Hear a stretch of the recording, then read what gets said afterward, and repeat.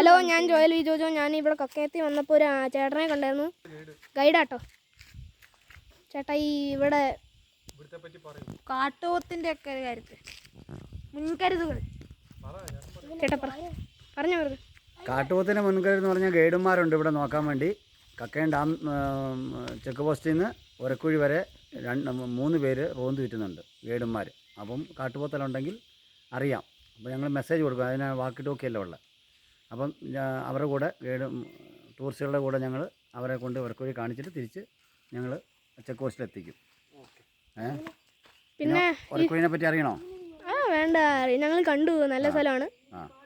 പിന്നെ ഇവിടുന്ന് ഇതിനകത്ത് ചാടിയിട്ടായിരിക്കും ചത്തിട്ടുണ്ട്. ഇവിടെ അപകടത്തിൽ ഇതുവരെ ഒരാൾ അപകടത്തിൽപ്പെട്ടിട്ടില്ല. 5 മണി വരെ നിയന്ത്രിക്കാനും പറഞ്ഞു കൊടുക്കാനും ഗൈഡന്മാരവിടെ ഉള്ളതുകൊണ്ട് ഇതുവരെ ഒരു അപകടത്തിലുണ്ട്. അങ്ങോട്ട് ആ വെള്ളച്ചാട്ടത്തിലേക്ക് ഒരാൾ പോയി കഴിഞ്ഞാൽ പിന്നെ തെരച്ചിലൊന്നുമില്ല. പോയ ആൾ പോയി, കൂടെ വന്ന ആൾ തിരിച്ചു പോക്കുള്ളൂ. കേരളത്തിലെ ഏക തെരച്ചിലില്ലാത്ത ടൂറിസ്റ്റ് പ്ലേസാണ്. പിന്നെ ഈ വെള്ളച്ചാട്ടം പുറലോകം അറിയപ്പെടാൻ തുടങ്ങിയത് അടിയന്തരാവസ്ഥക്കാലത്ത് കക്കയം ക്യാമ്പിൽ നിന്ന് പോലീസുകാർ ഉരുട്ടിക്കുന്ന എഞ്ചിനീയറിംഗ് വിദ്യാർത്ഥി സഖാവ് രാജൻ്റെ ബോഡി കൊണ്ടിട്ട സ്ഥലം. നിങ്ങൾ കേൾക്കുന്ന പോലെ ഞങ്ങൾ കേൾക്കുന്നു, കേട്ടുകേൾവി മാത്രമേ ഉള്ളൂ.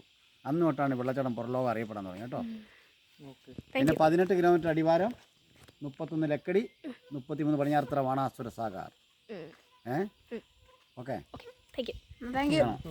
എടുക്കാൻ. എത്ര പഠിക്കുന്നത്? ഞാൻ 7. ഓക്കെ, നിങ്ങൾ